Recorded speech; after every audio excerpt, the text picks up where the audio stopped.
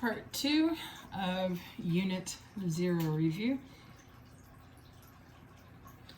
So this is a chart going back over your classifications of matter. Just going back over the ideas that you have pure substances, you have mixtures. Pure substances, I use the terms element and compound with. A mixture, we use the terms of homogeneous and heterogeneous. So pure substances are going to have a fixed composition and fixed properties. Elements and compounds, they're predictable. I know what they're going to have with them. Elements, monoprotic, polyatomic, or diatomic. There's only 7 diatomics. Allotropes, also going to be different forms of the same element at the same state of matter. And then compounds is a mixture of those two, like water, H2O. Mixtures are not chemically bonded. They retain their individual properties, which is a key difference between your mixtures and your pure substances. So in mixtures, I use the terms homogeneous and heterogeneous. Homogeneous means it has the same composition and properties throughout. It's evenly mixed in the particle level. Heterogeneous, on the other hand, you're going to be able to discern the difference. So like chocolate chip cookies or a suspension, like Italian dressing, they settle over time. And so I just want to throw this in there because this had just a little bit more with the atoms, you know, your electrons, neutrons, protons, neutrons, like broken down as part of the organization. And then you have your phases. So you have solid, liquid, gas, and plasma. We're very familiar with the solids. They have a definite volume and shape. Particles are packed in fixed positions. Liquid has a definite volume but indefinite shape. Particles are close together but not in a fixed position. And gases are more energetic. They don't have a definite volume or a shape. They take the shape of the container, much like liquids do, but more to the point that they're spread out, they have high energies, they're great distances from each other. And then you have plasma that we don't really mess with too much at the high school level, but plasma is important. It has a high temperature, ionized phase of matter as found as in the sun. And so that brings up your changes of state. Going back over these ideas here, all these are phase changes. And the energy determines which way I'm going to be going in a state of matter. So if I am removing energy from the system, I'm going this way. I'm condensing, freezing, or deposition. And if I'm going this way, then I'm putting energy into the system. Extensive properties depends on the amount of matter that's present. So the volume, the mass, the length of something, the energy content and calories, because that depends on how much you have. Intensive properties do not depend upon the amount of matter. This is usually one that trips people up. Density. Density is an intensive property. It is independent upon the amount of matter.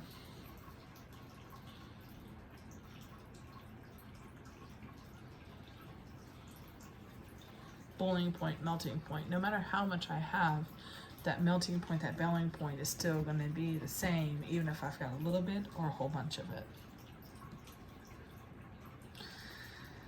Separation of mixtures. I can separate mixtures in a multiple ways to be able to see the differences in the material that's there.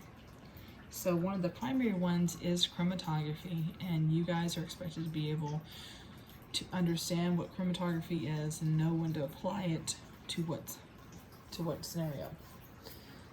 One of the ones you probably did is your simple one here with the filter paper and your marker dots in water, and they race up, and the racing up is based on its particle sizes.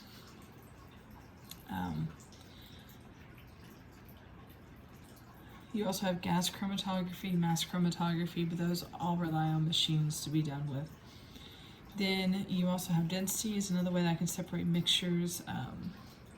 When they're recycling plastics, they cut the plastics up, and then they're going to shake them up and mix them, and then let them settle out by their densities. And That's one of the fast ways of separating it out.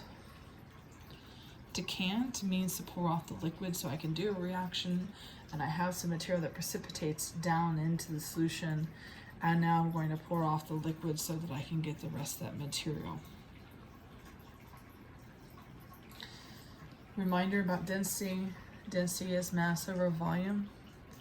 The density of water is 1.0 grams per milliliter.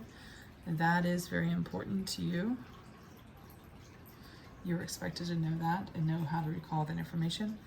The density of gases is highly dependent upon the temperature, but the density of a liquid or solid is nearly constant. So this is just a review problem. I gave you the grams of the ethanol. It has a density of 0.789 grams per milliliter. What volume of ethanol is needed? And so I'm simply going to put my numbers in and solve.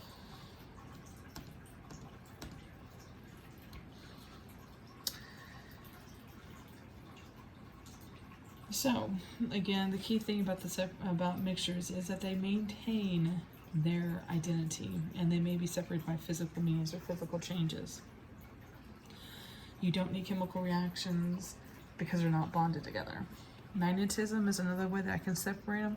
I've already mentioned chromatography, especially paper chromatography. And then I can do a physical sort by shape, color, etc. And I can also filter. Another one that's not really talked about much, but should, is distillation. So I can also distill out my water or other substance. And what I'm going to do is I'm going to put it over here in the flask here. I'm going to warm it up. And the particle that can actually get up to evaporation is going to come up. And it's going to go down through the condenser. I'm going to have water wrapped around here to condense it down into a liquid. And my heavier particles stay over here. Okay.